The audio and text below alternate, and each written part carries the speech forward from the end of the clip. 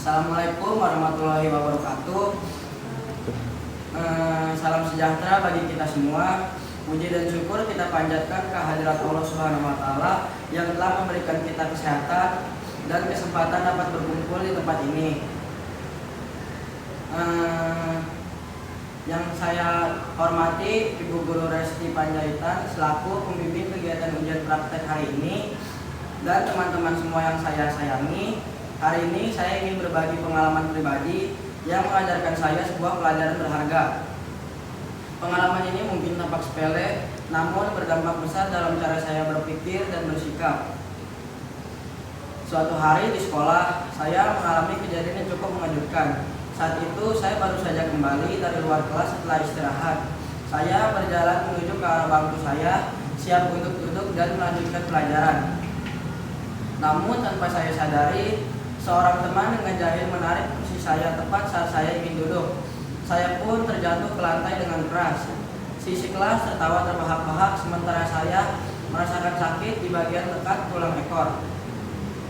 Saat itu saya merasa malu, marah, dan bingung harus berbuat apa. Dalam hati saya ingin langsung berdiri dan membalas perbuatan teman saya. Di tengah perasaan yang campur aduk, saya memilih untuk diam dan berpikir sejenak. Saya bertanya pada diri saya sendiri, apa yang terjadi jika aku marah? Apakah akan menyelesaikan masalah atau justru malah semakin buruk? Setelah menarik nafas dalam-dalam, saya berpikir untuk tidak bereaksi secara emosi. Saya bangun dengan tenang dan tersenyum lalu berkata, lain kali hati-hati ya, bisa saja candaanmu itu membahayaku. Teman yang menarik kursi saya terkejut dengan reaksi saya. Awalnya dia tertawa, tetapi tak lama kemudian wajahnya berubah. Dia tampak merasa bersalah. Setelah kelas selesai, waktu jam pulang, dia datang menghampiri saya. Saat dia meminta maaf kepada saya pun menerimanya dengan lapang dada dan berkata sudah memaafkannya. Saat pulang sekolah, saya pun menceritakan perihal kejadian tadi di sekolah kepada ibu saya. Saat itu saya masih sedikit kesal menceritakannya walaupun sudah memaafkannya. Saya juga mengeluh tentang sakit. Saya juga mengeluh tentang bagian yang dekat dengan tulang ekor saya masih terasa sakit sampai sekarang. Namun kata ibu saya, sudah sabar saja ya nak, kejadiannya kan juga sudah terlewat. Nanti ibu bantu obati ya. Mendengar perkataan ibu saya menjadi lebih tenang dan sudah melupakan kejadian tadi. Lalu saya pergi mandi dan siap-siap untuk pergi.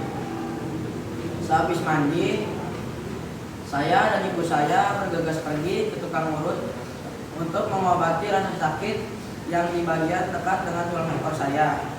Dan alhamdulillahnya dapat disembuhkan. Juga rasa sakitnya pun sudah hilang.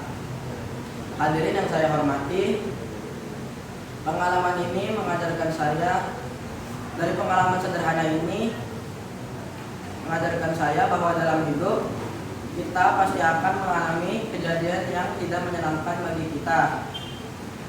Kita bisa saja diperlakukan tidak adil, didahului, atau bahkan disakiti. Namun bagaimana cara kita merespon keadaan tersebut adalah pilihan kita sendiri. Jika pada saat itu saya memilih untuk marah dan membalas perbuatan teman saya, mungkin saya hanya akan merasa puas sesaat.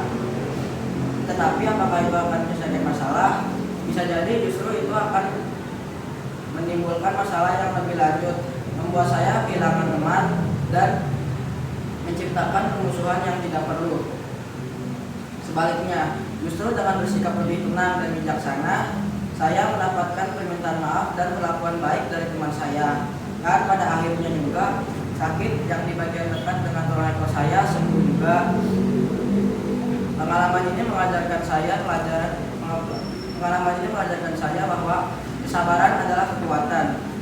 Namun bukan berarti kita harus selalu diam saat diperlakukan tidak adil, tetapi bagaimana cara kita merespon keadaan tersebut dengan lebih bijaksana dan dewasa. Demikian pidato yang dapat saya sampaikan.